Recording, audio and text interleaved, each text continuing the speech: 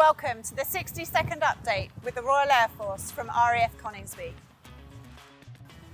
2 Poseidon Maritime Patrol aircraft and 90 personnel have participated in Rim of the Pacific 24, or RIMPAC in Hawaii, the largest maritime exercise in the world, which involved 25,000 personnel from 29 countries, saw RAF crews conduct challenging anti-submarine warfare training in an unfamiliar environment.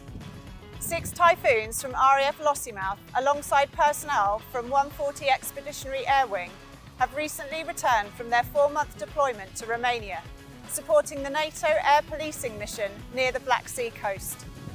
The Red Arrows performed a flypast over the Royal Edinburgh military tattoo, as military bands from across the globe performed at Edinburgh Castle.